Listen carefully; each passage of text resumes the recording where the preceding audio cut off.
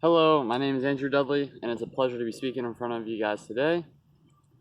Um, so for my demo speech, I'll show you how to shoot a bow. I do it right now just for a hobby. I think what's really important for hobbies is finding time to do them, and also for me, at the point I'm in my life, is not costing a lot of money. So something I can do that's cheap, and I can do it often. And my favorite part about archery, I would say, is progressing and honing in a craft. Slowly getting better, practicing, and watching yourself improve. Yeah, so today I'll be shooting my bow. Alright, so I'm going to fix this real fast. But what I got here is the arrow. I'll go over the arrow first. So the arrow can have, there's different parameters that the business has to meet that you can buy. So there's grains, which is how much the arrow weighs. So that'll affect how fast it flies. I have field tips on it, so it's sharp, but it's not meant for like hunting or anything like that. So there's grains, which is how much it weighs, and then there's the bend to it. There's see, I can bend it, but there's not a lot of bend. But you see, there's a little bit there. But a lot of arrows, especially the recurve, which is I'll go over recurve later, but recurves will bend a lot. Back here is the fletchings, and right here is the nock. Now you can get like light up nocks, clear nocks. This nock's almost fall off. So that's everything about the arrow. Different field points. There's points for practice, which is this one. This is a practice tip. There's hunting tips. There's fishing tips, which is bow fishing. Small game tips, big game tips, fixed. There's a lot. Yep, and now we have the bow itself. This is a compound bow. A compound bow in particular, was made in 1969, was when it first got patented in the US. This bow I got about 3 years ago for $300. Yep. So this little knob right here keeps it stable. It like acts as a counterweight. It absorbs some of the shock whenever because the bow will shake after you shoot it. It's a lot of force. So the thing about a bow is that one size doesn't fit all. You have to go to a bow shop and get it fitted. Because there's different draw lengths. Like my arm span will change from person to person, so you have to get a draw length. I believe the way they measure it is by touching your nose like this and measuring your elbow to your hand.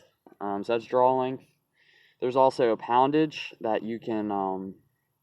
There's draw weight and draw length. So what it just described was draw length. Draw weight is how much weight it takes to bring it back to full draw. Right now, last time I took this bow to the bow shop, I got it set to 60 pounds to pull back. That's a lot. I think the max, theoretically you can get it to like 100 or something if you wanted to, but normally it varies from 30 to 60, 70, 80. 80 would be the max. And there's different, this right here is a release. This one, there's different kinds. This one is just a mechanical one. There's hinges, this one's good for hunting, which I have been bow hunting. But I've been into archery for 3 years. I've been bow hunting, so I like it. There's a quote that says, "Nothing clears the mind better than shooting a bow." It's something to focus in on. Let me see. Things being difficult.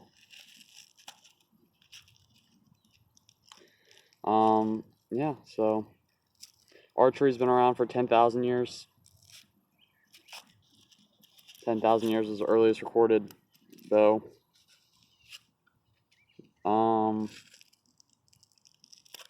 Archery's been in the Olympics since the year 1900.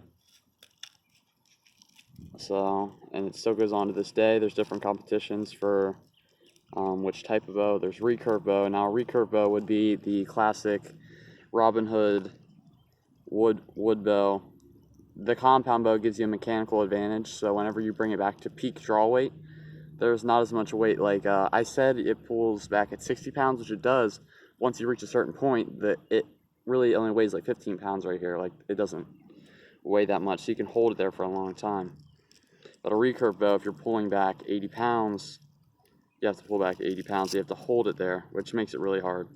So that's why recurve bows take a lot of skill. But yep. And the thing with a compound bow is that you can't shoot it with your fingers because you'll break them. Dislocate some fingers, so you have to use this. So this is the release. You see it opens and closes just like that. So the sight on my bow is a 3-point sight. So you see 1, 2, 3. The top one is 20 yards, the middle one is 30, and the bottom one, the bottom one is 20, 30, and the top one's 40. I'm sorry, I'm doing it looking at a phone. Yep. Alright, so there's a little knock right here. You just put your release right there. Lock it in, now it won't go nowhere. So I have my target down there about 20 yards, so I'll use the 20-yard pin. So you bring it up, and then you pull back. Now you want to rest it like your tip of your nose is touching. And then when you shoot, you want to slowly not move your body, breathe in, both eyes open, and you send it downrange. So take my release off. So that's how you shoot a bow. What I like about bow hunting is the opportunities it provides. You can do bow hunting, like I said, that's kind of the path I took. You can also shoot at competitions. You can shoot your friends. See, I aimed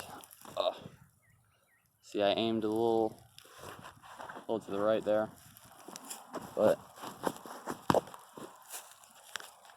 yeah, so you can shoot with your friends. I shoot with my friends quite often.